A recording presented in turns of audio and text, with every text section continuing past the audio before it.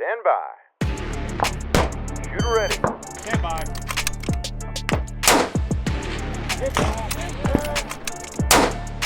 All right, welcome back to another episode of the PRS podcast. Here I have my friend of a few years now and colleague, Kyle Van Ruitenburg, somebody that I've gotten to really know since being involved in the PRS, owning the PRS, and somebody that I can't imagine running the PRS without having in my life. So with that, Kyle, I'm going to let you introduce yourself. Yeah, thanks, Ken. Kyle Van Ruitenburg, owner of Furiously Curious Coaching, and former VP at MDT Sporting Goods, which is kind of how I was in the industry and how we got to know each other. Yeah, I'm glad you said that too. For everybody that's out there, everybody knows MDT, right? And everybody knows MDT marketing. I mean, they've done it absolutely the best, and I think a lot of those things started with your tenure there, right? When you'd moved around inside MDT, but your last landing spot there, right, was in the marketing department, correct? Yeah, I started in actually customer support.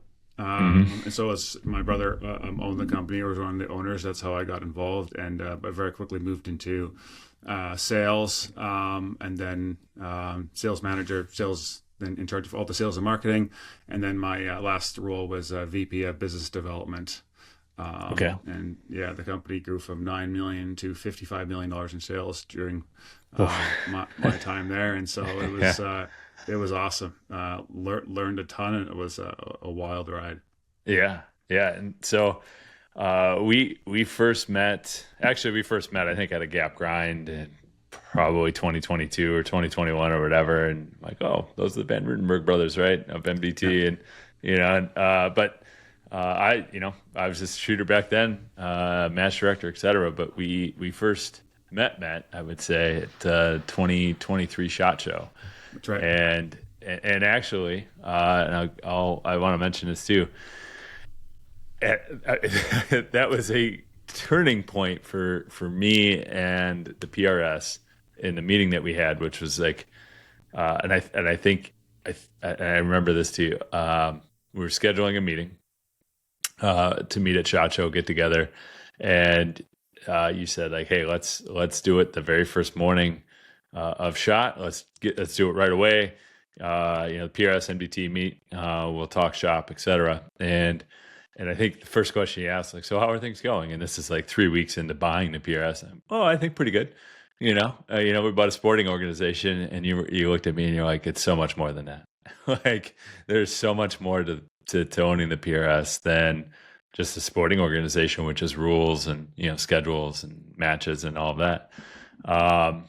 And yeah, go. Yeah. So Keith Baker introduced us, and Right. I mean, I knew Shannon when he owned it, and I was, of course, being in the marketing side of MDT, I really believe in the sport as like one of the greatest means to growth for us at the time as a company. And so I was really pumped to talk to you and excited that you were going to take it over. I had no idea at the time that conversation had an impact on you, because I was just like, I don't know, I was just beaking off, about what I thought you should do. But I was like, yeah, you have a media company, right? This is that's what you said. This is so much more than just running a sport. Yeah, and here we are on a podcast, which you would, it was. It was later an idea of mine, like, hey, all right, we should probably have a podcast and talk everything. But actually, I don't even want to say it is an idea of mine, because through our conversations, which we'll talk about here in a minute, you're like, you need to be out in front of everybody talking, right? Like, you need to, talk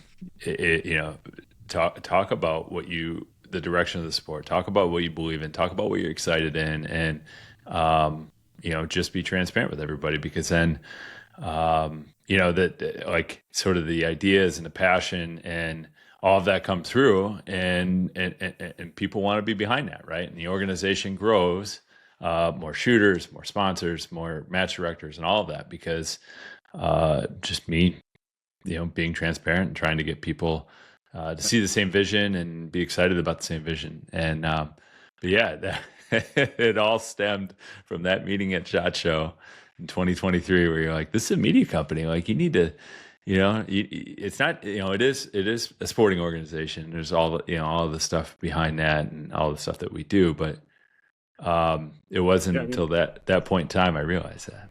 Yeah, even a better way to say it is like entertainment company, right? Yeah, in a way, or they kind of like they cross over. I mean, you think of like the NBA, like what are they selling? They're selling, entertainment to eyeballs, like so people can watch that, and so they're not just like making rules for the basketball game, right? They're that's what they're is driving everything else. That's how basketballs get sold. That's how people get into the sport and stuff like that. And so I really think I think there's still so much growth left for the PRS, and it's going to become like, people think it's big now. And some people you talk to even say it's like, it's not going to grow anymore. It's kind of capped off. And I'm like, this is where I still think, I tell you this often in our coaching calls, we're at infancy stage in a lot of ways of like where this can go. And it's super, super exciting to be a part of. And I mean, I had a call earlier this morning too with a couple of people that work with us, and it was a conversation about like sort of the future. What does next year look like for our partnerships, and what are some of the things that we can offer and all that. And like, I got off that call, I'm like, this is still like, every time that I have these sort of future looking conference calls, and whether it be with a match director, whether it be with a marketing team, or even photographers at matches, it's like this thing is still opening up. Like, there's still things about this that I can't even imagine what it's going to look like tomorrow, but it's exciting to be a part of it. I love every day that I get to do this, and a lot of my mind being open to these ideas and all that, it comes from our calls. So I guess it's a really roundabout way to say, like, Kyle, who owns Fiercely Curious Coaching Company, is my coach. And you and I have a lot of conversations like this, like, what if, and how about, and consider this, right? Yeah. So we started, all right, that was in January of 23, and you were vice president there at MDT at that time. And then, let's talk about your career from that point to, where it ended up a few months later. So I was VP there of business development, and probably about a year and a half earlier, I think I got coached myself, and so I wanted to be CEO of MDT. I wanted to move up, and I was just like, I'm a very, very driven, I guess, and I want to grow, and so I went to my brother and I said, hey, I want to be CEO of a company, and he said, well, how about you get coached first, to see if that's actually something you want to do or not. And I was like, yeah, sure. And so he put me in touch with this high-end coach out of Toronto, Kim Mattis from Frame of Mind Coaching, and it was interesting. She didn't have any like firearms background. She was actually more liberal leaning. She didn't have the same like faith background as me. She was like kind of anti-gun, and so like, how's this going to work? But she was like, I'm going to put you through a 10-week program. It was a 10-week coaching program. And I had to journal every day on something that she would want me to journal on. And so I had access to her online journaling portal. And I would have to journal on a journal prompt that she provided. And so week 1 was monitor your mood. Week 2 was your beliefs. Week 3 was your relationships. And she could, when I posted a journal, she could read it and comment on it and get context and stuff like that. And then in addition to that, there was a call once a week where that was recorded that I was encouraged to listen back to. And that 10 weeks changed my life completely. Like everything changed after that, because there was so much of what I was saying that didn't line up with what I was doing. Yeah. It's really easy for us to get caught up in our own thinking and our own mind. And so, something as simple as like, she's like, why do you want to be CEO? And I was like, I don't know. And she's like, That's the next step, right? Like, I'm progressing, that's right. Yeah. Yeah. She's like, I'm like, I want to move up. She goes, how do you define that being up? Like, why is that up? And I'm like, I don't know. And she's like, you're going to make more money? And I was like, nope. She's like, are you going to enjoy the work more? I'm like, nope. She's like, well, why do you want to do this? And so it came to status. I wanted it for status. And she was like, Sure. is that actually why you're going to go do this job, just so you can have status? Like, do you actually want that? I'm like, not really, and she's like, well, what do you want? I'm like, oh, like, like you find yourself in the spot where you're like, kind of like not sure. And, week 2, she said to me, what's most important to you? And I said, God, and then family, and then work. And she's like, okay. And week 6, she goes, Kyle, I think that's bullshit. And I'm like, what do you mean? And she's like, I think work's most important to you. I'm like, no, it's not. And she goes, well, all you do is work. Sure. And I'm Sure. like, your actions show what you believe. Yeah. Your actions show what you believe, not your words. She goes, I don't care. Like, don't bullshit yourself. Like, I don't care what you put first, because in coaching, you're not, and I didn't know this at the time, but you're not telling the person what to do. Like, you don't give your opinions, or very rarely do you give your opinions. Once there's trust built up and stuff like that, then that sometimes happens more. But you're asking good questions to help them understand what they want or where they want to go, and that gives incredible clarity. I always say consultants have all the answers, coaches have all the questions. There you go. And yeah, so that's the approach that she took. And I just gained so much from it. In my personal life as well, which I didn't really expect. I thought this was going to be work focused, but work and personal life are very intertwined. And so in my experience, and we'll get there, but like it's very you focused, right? And a big part of me is PRS, a big part of me is family, a big part of me is call it baseball, right? With my son, all of it, right? Yeah.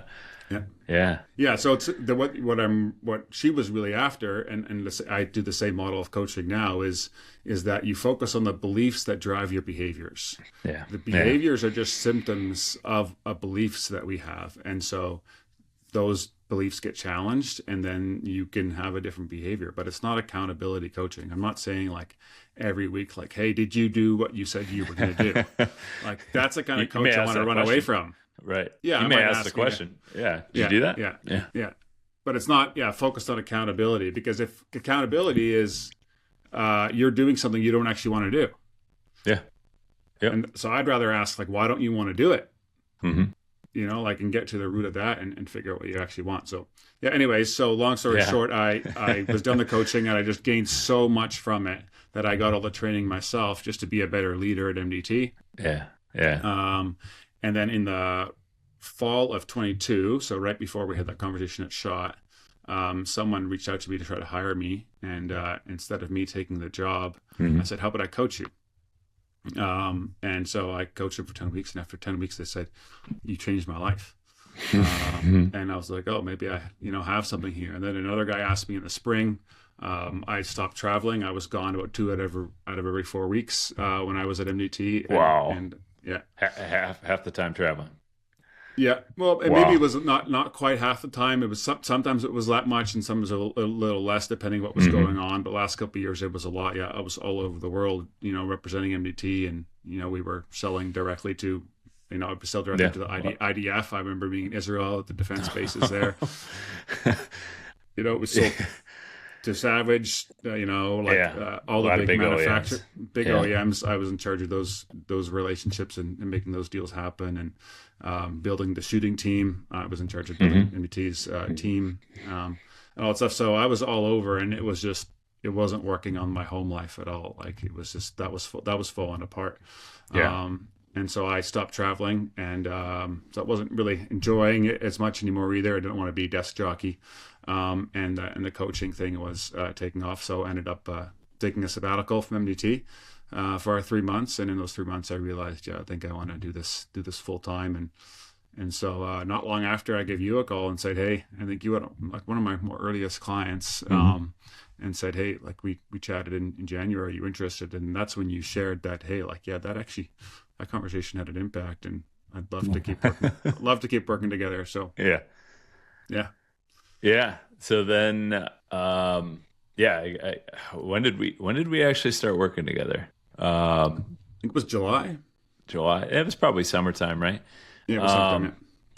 And I mean, I was 6 months in, and that first year, after buying PRS, we bought it from Shannon and Julie Kay, and we would work this into the contract with that first year that Julie, who was, I mean, she was the horsepower behind the PRS. She was doing everything, which just insane to think about the amount of administrative work that she handled and did herself. She is an absolute rock star.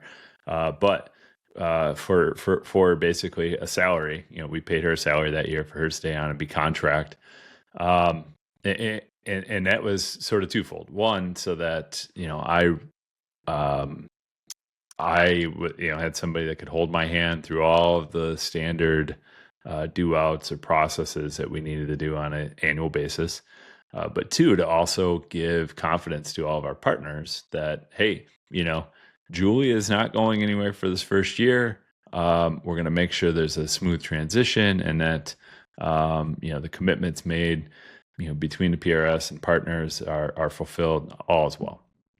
So that first year, I'm kind of going through the motions, right? And it's a really weird feeling where I'm just like, man, this is great. Like, we own the PRS. I'm working in the PRS. Like I work for myself, and I could choose to not show up. Well, actually, that first year, there was no choice. Like I held myself very accountable to Julie, right? So like if schedule of doing the right things at the right time. Oh yeah, and if I knew that Julie was up at 6 a.m. and she was going to be working on PRS stuff, like I'm up at 6 a.m. and I'm logged in, and if she says, hey, where's this at, or I'm working on this, can you give me this information, or whatever it is, like I'm dialed in, and working hand in hand with Julie. But I at that point, like I still didn't own it in my mind, right? And I had a lot of, for those of you guys that know me, generally I'm a really confident person or whatever, individual. And and if you would have asked me in July of 23, I would have said, oh, I'm totally confident in this. Like I've done way more challenging things. This is business. This isn't, we're not solving dynamic problems or anything like that. And thankfully we didn't have a lot of big challenges we were presented with in 23 either. But I think when we started the coaching calls, I think one of the things that we identified is like I had no confidence in what I was doing. Right, I didn't have confidence to make big decisions and move forward. I was. I don't know what behind the ears. I don't know what the analogy is I'm looking for, but like, we identified that, and then from the it was all about sort of giving myself evidence of why this is so cool, why this is working so well, and how do we grow on that, right? Is that how you recollect too? Yeah. It was the biggest thing that the coaching gives is awareness. Sure. Because almost anybody I work with are very smart individuals and know how to execute on what needs to be done. Rarely do I need to work with someone on actually how to get things done. Once they know what to do, they do it. But it's, if we don't know what we don't know, if we're not aware, then there's not much we can do about it. And so, starting to work with you, you were doing the right things that you wanted to do. But there was no confidence in hey, where is this going? Like, what do you want this to look like in a couple of years?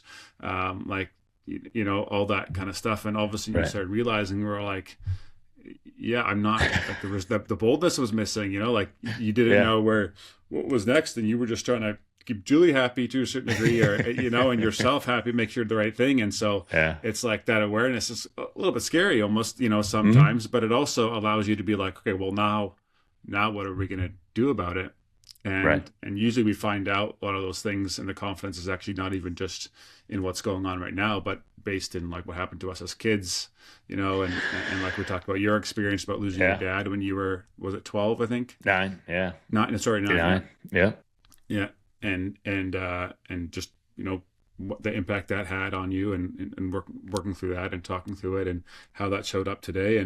But it really allowed you then to also see a vision of what it could be, which is also intimidating, but that's what got you excited, right? That's the biggest gift you're giving to the PRS is that part. Anybody can, or not anybody, like doing certain tasks of executing, sending them emails or, reach out to people. That's just the doing of what's to happen. But it's okay. I'm leading an organization now to, something much bigger than myself. Yeah. And I guess we'll step back into the coaching a little bit. And so you would coach me similar to the way your coach had coached with you. And, it started out with journaling, right? And I don't, the 10 weeks, each one had like a prescribed journaling topic. And I was really bad at journaling. And I don't, there's something not hardwired inside of me that that's just not something I prioritize, right? And but I did here and there, and things came out in our conversations. And journaling is important, right? So that very important, well, because it's additional touch points, so you the coach can get an idea of everything that's going on in life right now, and and understand how you're dealing with things and stuff. And just to interject there, it's identifying, what's driving you, like what your beliefs are. And so if I'm just talking to you on a phone call on every Thursday, right, and that's all I'm talking to you, I'm just getting context of what happened the last week mostly. Right. But if I'm seeing your journals, I get a read that, hey, that you were annoyed at this guy on Monday morning, kind of what we talked about. And that, you had this great thing on Tuesday and this other thing on Wednesday, and I got to see kind of how you respond to it. And all of a sudden I start seeing like trend lines, different things. More data points. More data points. And that is just so, so powerful. Yeah. Yeah. And I was bad at that, but I do feel like the first 10 weeks it wasn't too bad. After we had the maintenance coaching, it's been more just calls, but which I 100% value our calls. I like every one of them's a growth opportunity for me, but I did find it very interesting. I mean, like we went back to when I was 9 or before 9, and my relationship with my dad before he passed away and all that, and I didn't realize, and after my dad had passed away, I mean, that following year and a half, 2 years, I actually was in counseling and stuff with, I did counseling with a small groups of children who had also lost family members. Most of them were parents that they lost, but some had siblings, an older brother or younger brother or something like that. And I very much felt like healed after that experience, and then had felt healed, I guess, all the way up until 2 years ago. And I'm like, yeah, there's still stuff there that I just kind of pushed away or whatever. And I think reopening that, understanding it, as an adult, what was really valuable for me, and understanding where I'm at in life and my confidence about what I'm doing and where I'm at and what the decisions I'm making are, and all of that. What was that understanding, you think? Like, as you reflect back and like through our conversations and just even now, like what impact did it have on you losing your dad? And actually it was 2 years ago, almost to this very week, because we'd had the conversation about what like a son is always looking for from his father, right? And that's that feeling, or that statement that you believed in, and you're a man, right? Like you're always and there's no getting around it. Like any male out there is looking for that confirmation that they're a man in one way or another, right? Like that, whether that's in success or whatever, right? And because I remember I was heading to the THS match in South Dakota, which is this weekend, and I listened to an audio book that you had recommended, and it was That it was the Heart of a Man. No, what it was Wild at Heart. If Wild anybody at wants Heart. to, yeah, Wild at Heart by John Elbridge, Discovering the Secret of a Man's Soul. Yep. Great, and that great was, book. it is a really great book. I listened to it on the way out there and was like just blown away. I'm like, oh, yep, okay. Like I can't believe that's something that I sort of missed, in my childhood or whatever. But us talking about it afterwards gave me a lot more confidence in myself. Like, maybe that's just what I needed to hear. But it also changed my relationship with my son, right? Like there are things, in conversation that I am really careful to make sure that I do say, and give to my son, because, every son needs to hear it. Right. So that one coaching week there, they were all impactful, but that one I remember exactly. Right to the T. I remember that whole week listening to that book. I remember shooting that match. I remember driving home. I remember, engaging my son after that, and it still changes how I engage with my son now. Yeah, It's huge. I mean, you think about like, why does LeBron James need a coach?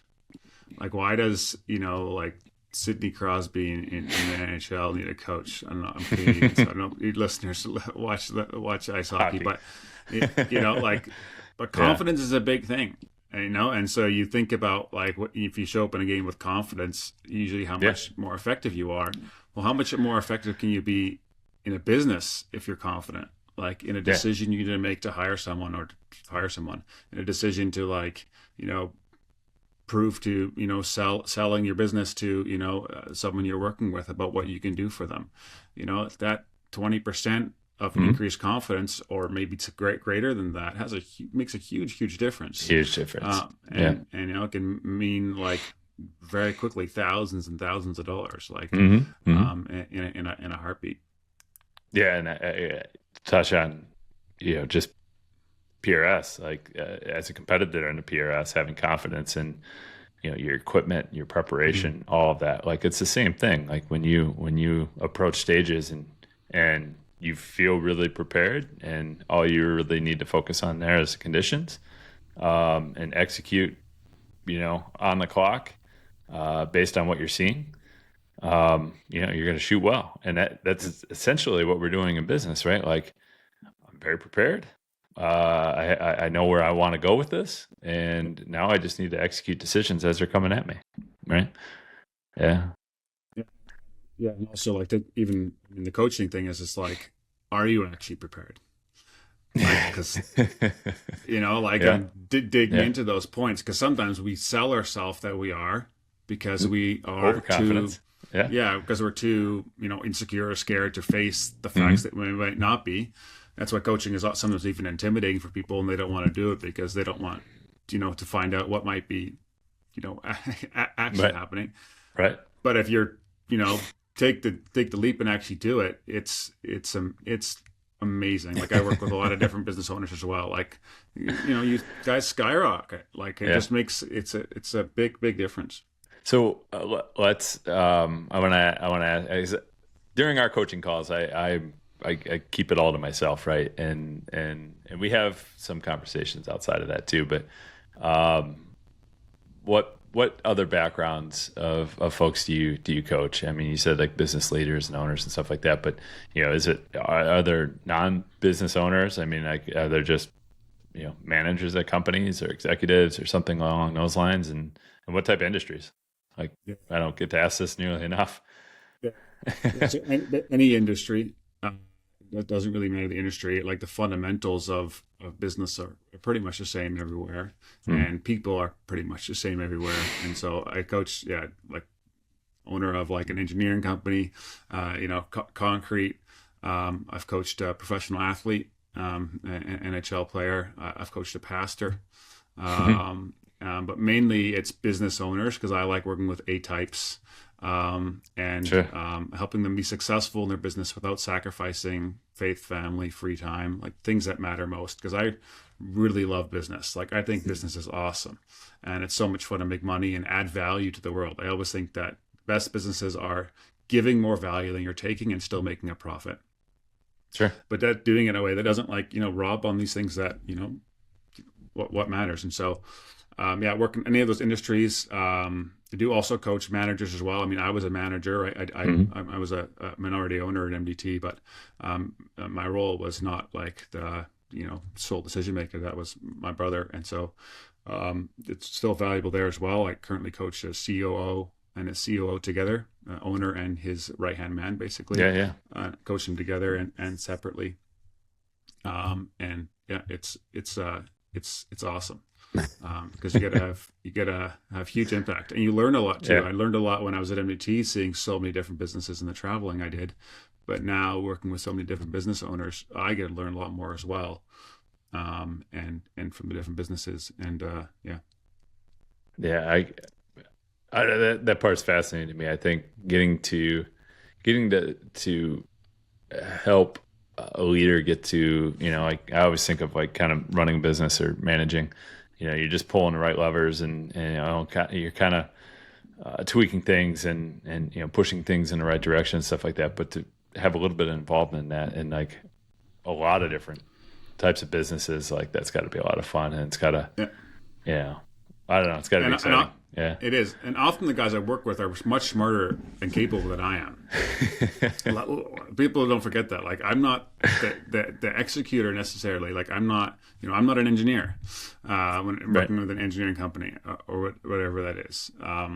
And so I got to learn a lot as well that way. But just through good questions and helping them understand what they actually want, where they want to go, like what you're focused on, what you focus on grows. We talk about that a lot. Those things. That's worth stating again, right? Like free coaching for everybody. Free coaching for everybody that's listening. What you focus on grows. Like that is something. I mean, you reiterated that to me well over 100 times at this point. In 2 years, and that's something that I mean, I'm not a coach, but I do have employees and family members, and children and all of that. That's the one thing that I've really passed on, right? Like, okay, we can be upset about this situation, and we can keep thinking about it, which likely is going to cause the next failure, or the next thing to pass us by or whatever. But like, what do we want out of this, and if we just think about what we want and maybe think about how we want to get there and just focus on that, like we're going to get there. Right. But, like in baseball, like if we go up to bat thinking, don't strike out, don't strike out, don't strike out, don't strike out, don't strike out. Like all I'm thinking is strike out, I'm going to strike out. Right. Exactly. Or the example, right. What am I going to say? Don't think about monkeys. Yeah, exactly. If I tell you all day, don't think about monkeys. Don't think about monkeys. Like, what are you going to think about? That's all I'm thinking about is monkeys. It doesn't work. What do you want? What do you control? I mean, sometimes we're pissed. Business is hard, right? Life is hard sometimes, and sometimes we like our wives piss us off, or like we have a conflict with somebody else and stuff like that. It's just like, well, grab paper, write down what you actually want. Like, get specific. Don't like, I want to kill the guy. No, like. That's not actually what you want. What you want is, I want to be successful. I want to resolution or whatever. Resolution. I want these things. Okay. Now, what do I control? Like, we don't control at all how the other person shows up or what they say or don't say. Right. And so like, what do I control? I control if I, choose to keep pissing them off and like making it worse, or I choose control not to. Like, I can choose to walk away, or I can and so really focusing on our side, because often our stress comes from when we feel out of control. And so then it's just like, and sometimes I'll work with you and we get to a problem and you feel out of control because there's this thing out here that's happening that's affecting your business, and you're like, and you're pissing off and you can't do anything about it. And okay, well, let's take a step back. Like, what do we control here? You know? And so that gives a lot of freedom once you get clarity on that. Yes. Most of our listeners, I would assume, are shooters.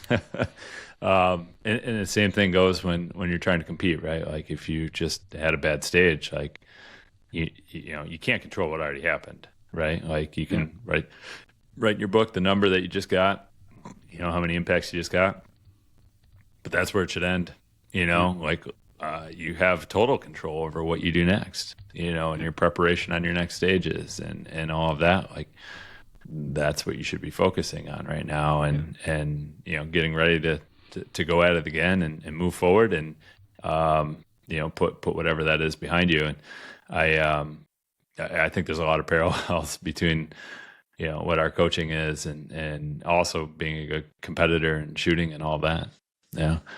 Same with golf. I love golf. It's like, I could be really pissed off with my last shot, or I can just be like, well, I could just make my next shot really good. Mm-hmm. And just focus on that.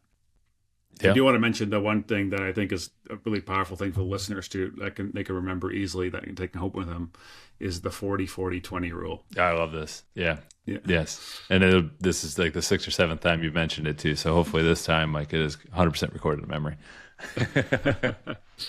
So we had a lot of behavioral issues early on with our son. And so we wrote down how many times a day we were telling him to do something. This is something my coach challenged me to do. And so that's the first exercise she told us to do, right? Like, to go on the fridge and, write little lines, whatever. How many times a day you're telling him to do something? He was 4 at the time. I think it was like 56 times. And one day we were telling him to do something like, hey, Malachi, pick up your shoes. Hey, like, don't do this. Don't do this. Like, start doing that, whatever. And it was like, it blew my mind that we were telling this 4-year-old to do something 56 times in one day of all different kinds of commands. Like, if there's someone as an adult on our ass, that much, we'll want to knock them out. Yeah. It's like overwhelming. Yes. But we're doing this to a 4-year-old. And so my coach told us, like, do this, make that 20% of your interaction with him. And I'm like, what do you mean? She goes, okay, make 40% of your interaction with him a positive, something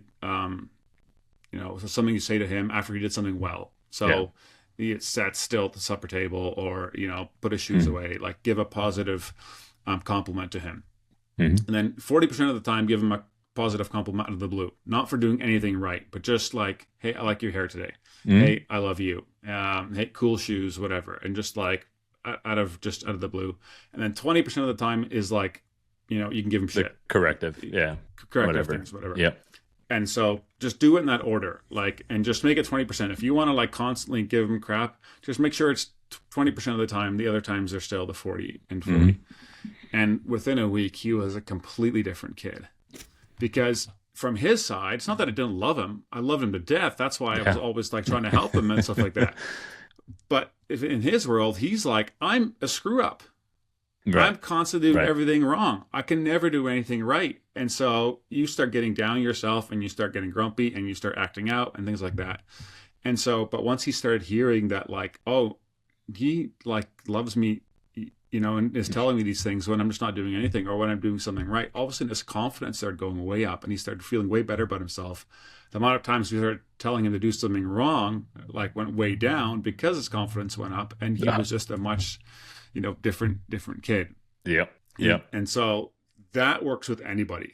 Like, try it with your wife. Yeah, definitely try it with your wife, right? Yeah, try it with your employees.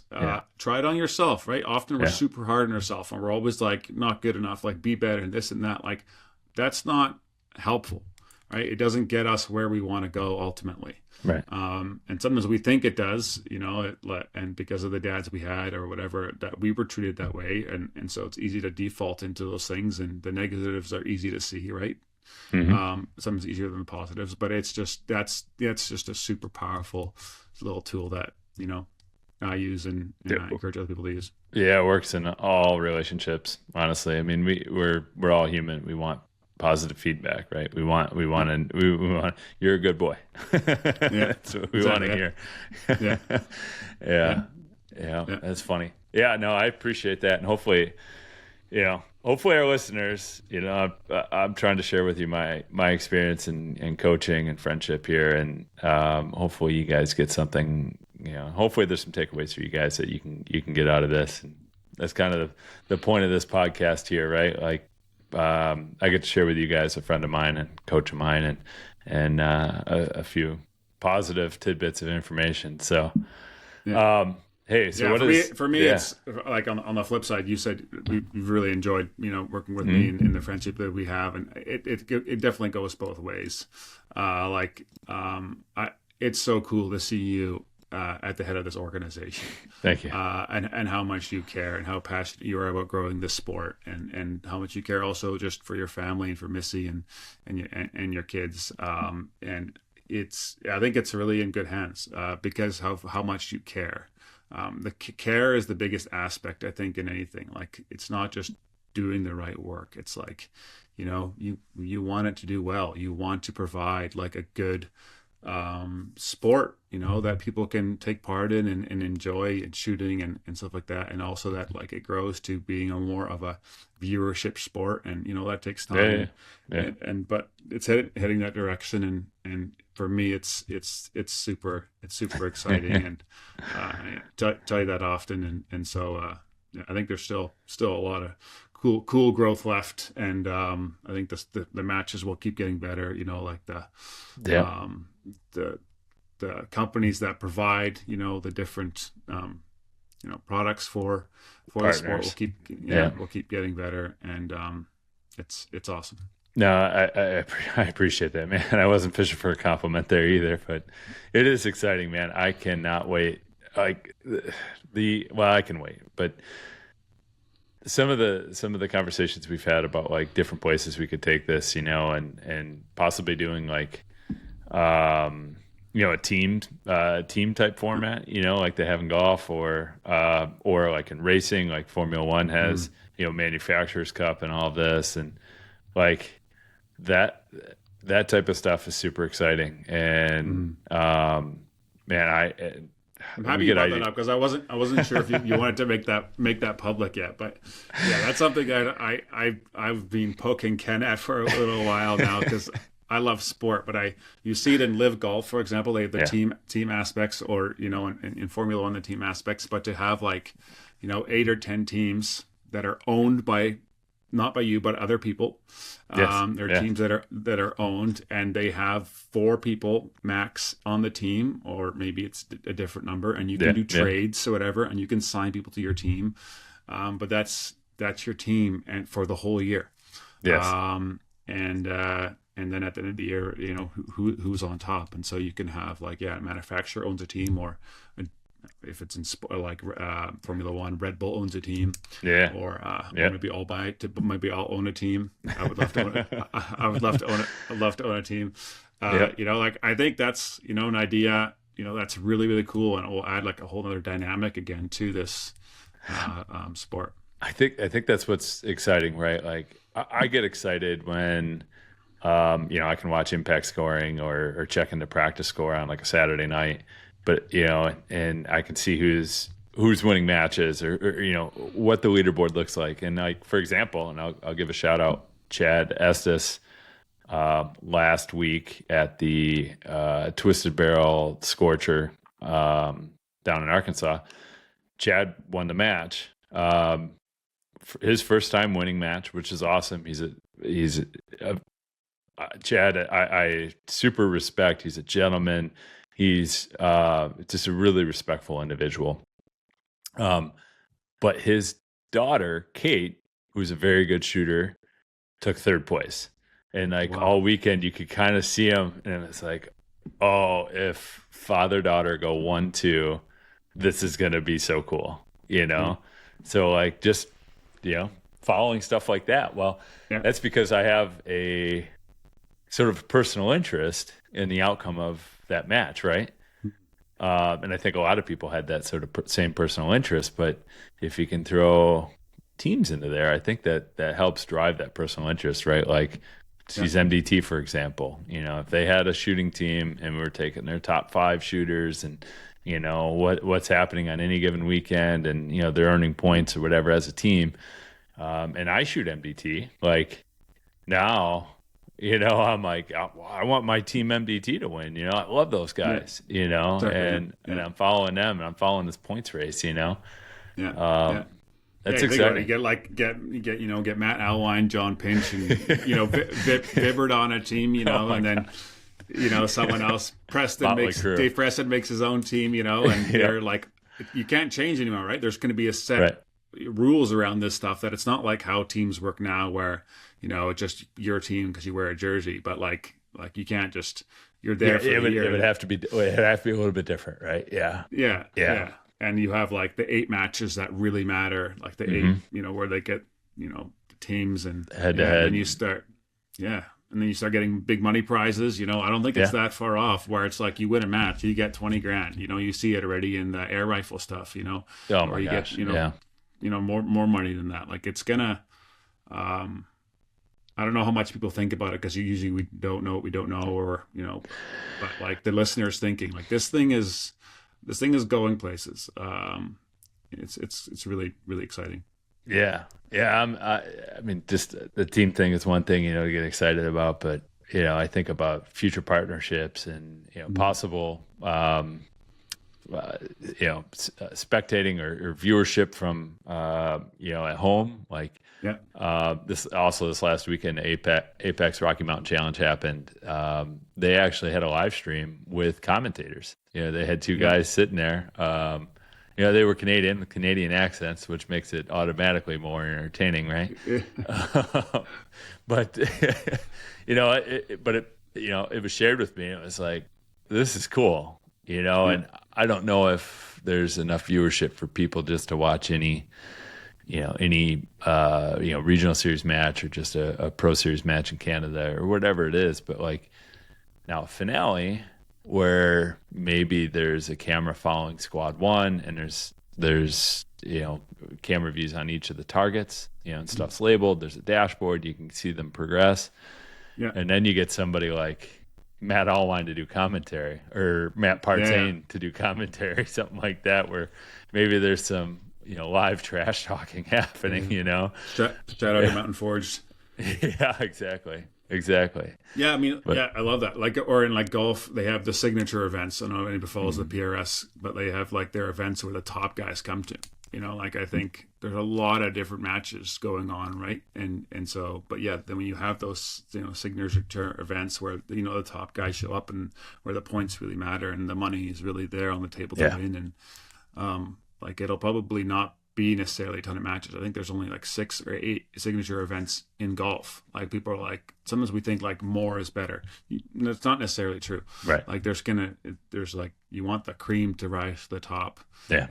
And the very, very best to compete against each other. And like, when you are able to view that kind of stuff, like, I'm going to be checking my phone all day Saturday and all day Sunday. Yep. Yep. Yeah. And that's a good point. Like we have the PRS qualifiers in the Pro Series, right, which are 12 out of the 49 Pro Series matches that we have, and you need a qualifier score going into the finale. Well, the intent there is, folks that are competing to get to the finale are going to go to those qualifier matches, and then that is one opportunity for us to make sure that we have, the cream of the top, all together, all competing against one another, so that you don't have a bunch of gimme scores, right? Like you have to have one of those that,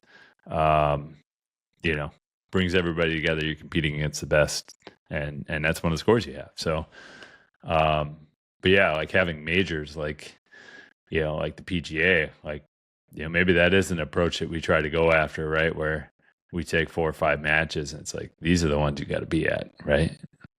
Yeah. Also, I think and something I talked to you about is if you follow any sport, there's controversy, right? You go onto your Sportsnet or TSN, like there's talk about players not liking each other. There's talk about like coaches not liking each other. There's talk about a rule change that they made this year, and people are pissed off. People are pissed off and stuff like that. Like that's part of this any sport, right? Any sport. And I try to remind you about that. Like there's gonna be people that are pissed off, and like because you're competing, like because you want to win, because there's passionate stuff on the line, and that's okay. Like that's okay.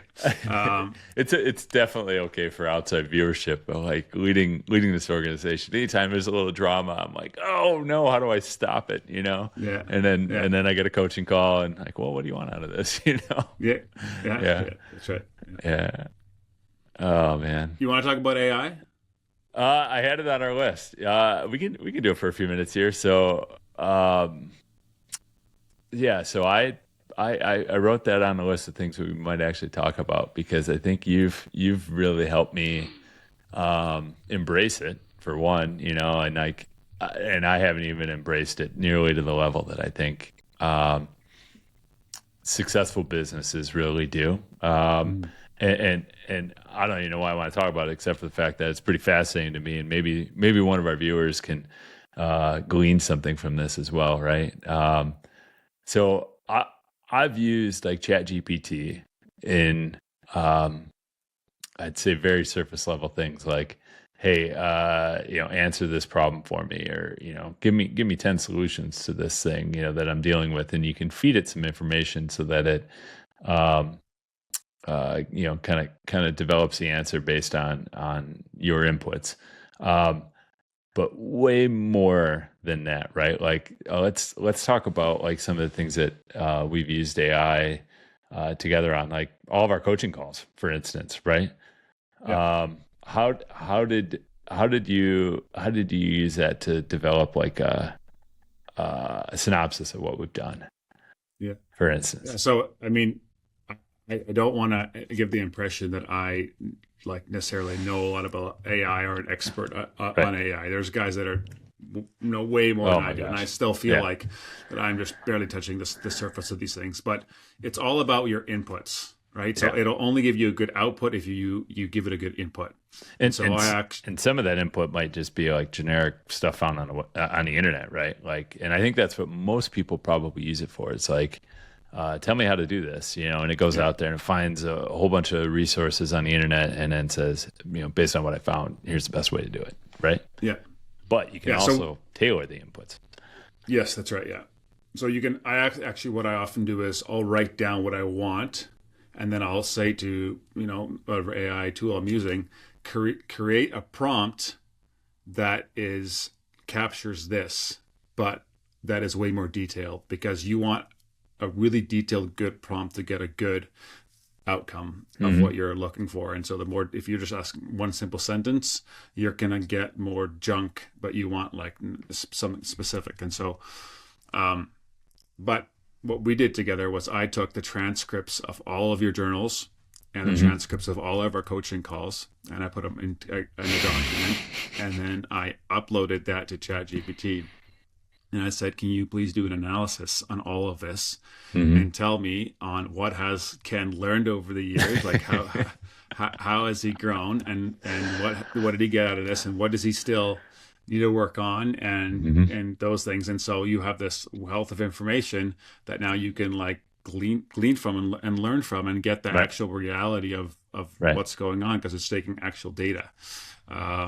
And so, if you have data like that of any kind, like that, it'll, a lot of it, right? I think it was like over 500 pages on just the calls of transcripts. Right. And so, that kind of stuff. It's really cool, the different things you can do with it. I had it not that long ago. I had a call with my coach, and I had a call with a guy I'm trying to potentially hire to work for me. And kind of, I was talking about the vision of the company and how this guy would be involved and what I wanted to do and stuff like that. And so I just uploaded that, and I said, write a description now of what my vision is and how this guy can fit in and what his job description would be. And, bang, wild. You get just amazing what I can pull together, not something you can easily write down. Right. Yeah, it's absolutely wild to me what it can do. And I think, obviously it's going to benefit our business, because there's a ton of data out on the World Wide Web, but about precision rifle shooting and competitions and the history and the growth and number of matches and all of that. All of that data is available, so I can say like, hey, how do I make the PRS more like golf? That's going to give me a BS answer, right? Because it's going to say like, well, I'll stop using rifles and start using clubs. Like, no, that's not what I meant. How do I build team competitions into PRS similar to how Live Golf does it, right? So you can tailor stuff that way. For match directors, and I think this could be really cool. Like if you had all of your match books digital, and you have all the scores out there. I'm sure you could ask AI to analyze this. Like, what were the best stages from my match based on this criteria, right? And you could probably even load years and years of match books into that, and competition data, and then say, write me a course of fire that's gonna be able to do X, Y, and Z, but still give you that flavor. It's like, oh well, this is a Ken Wheeler match. It's or pretty. even It's wild. all your own personal scores and the type of stages that they were, and you can kind of see, hey, where your weak points are. You always Right. are. Your weak points are always in these areas, and there's a trend line, that used to go up and then you went down. Well, why was it up during that time? Why is it down Right. now? And yeah, there's just it's crazy what It is 100% crazy, and I think a lot of people probably think of AI maybe have like a negative connotation about it because it's like, oh well, it's taking jobs, right? Like coders or something like that, or it's disingenuous information, right? Like because it's going to take over editors and stuff, that people that write for a living, stuff that we read, and I bet it's out there a lot more than we actually realize, right? Like any sort of article you're reading probably has some sort of AI influence. Yeah, exactly. So on the flip side, it's also going to make people more valuable because we're looking for authenticity and realness. Yeah. Right. And so that side is also going to go up, and being a brand and a personality that you can trust. Right. That's going to really matter a lot. Yeah. Yeah. And this is not AI. This is, two guys on a call. Yes. But yeah. Well, I'm glad we could talk about that. It's something I've been fascinated with, and you're the most powerful user of AI that I've got to meet so far. So I'm glad we got to talk about it. But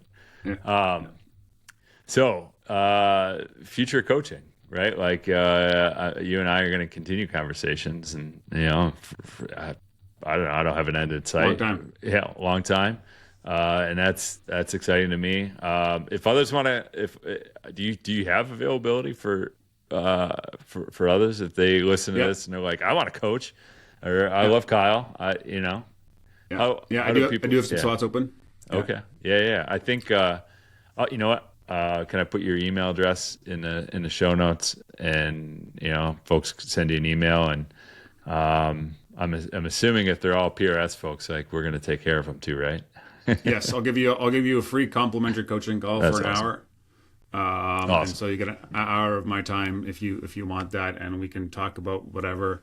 You can bring up a challenge. You can bring up, just talk about what you want to learn about coaching. You can, I can just ask you questions. But yeah, a free hour for anybody that reaches out. So be happy to do that. I hope a lot of people do that, but I also hope you're not overwhelmed. It's like, oh, cool. I got 50 hours this week because 50 people reached out, and put one thing I do want aside. to touch on. So I start, anybody that works with me starts with the 10-week program, and then they can go into maintenance coaching. And so I charge $15,000 US for that. And sometimes that takes people aback, a bit like the cost of that for those first 10 weeks. But you paid that, and it was definitely worth the value to you. Like what can you speak to that? At first I actually was blown away by the cost, and I'm like, there's no way I can afford to do this, right? And then actually, talking a lot with Missy and whatnot, we run a business. Our business has budgets for different things, marketing, travel, you name it, right? Just like any business, and the $15K was a lot of money. But I realized before we even had our first call that I can't afford not to. Like I could very easily make $15,000 worth of mistakes, or I could let $15,000 worth of stuff sort of slip through my fingers because I'm not leading the way that I need to. right? Especially when you start talking employees, and we have several people on the payroll with PRS, and I'm leading them, and I'm trying to be a good leader, but maybe there's things that that I'm missing. So I would say, as a business owner, well, as an individual, you think 15,000 hours, like, and to me as an individual, that's a shit pile of money. I don't spend that kind of money without having lengthy conversations with the family and wife and all that. Like, this is something we want to do. In a business, especially with budgets involved and all that, you make room for things like this. And I'm glad you brought that up. I was a little sticker shocked. I still felt the sticker shock when you brought it up there. But as a business, it's a very good decision, because there's things that you can turn the faucet on to make more money by making the right decisions, or you don't realize that you're making terrible decisions, or no decisions at all are costing you money. That's how I felt about it.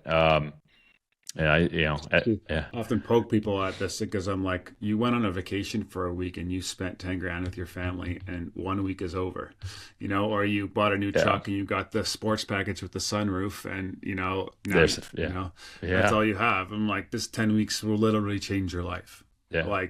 And it'll improve your vacations too. Yeah. That's so 10,000 hours you spend on a vacation is worth a lot more money, because of the experiences and all that. Yeah. So anybody listening, shoot me an email. It's furiously curious, Kyle at furiouslycurious.co, not .com, but .co. My website is also furiouslycurious.co. And I have my own podcast if anybody's interested. It's a lot of stuff regarding faith. My faith is pretty important to me, but a lot of business and random other conversations as well. Awesome. Yeah, Kyle, I appreciate you coming on. I appreciate the insight into our relationship, and hopefully folks can get a little taste of what coaching has done for myself personally, what it's done for the PRS, and and it's always fun talking with you, man. I appreciate it. Thank you, guys. All right. Thank you again. Thank you.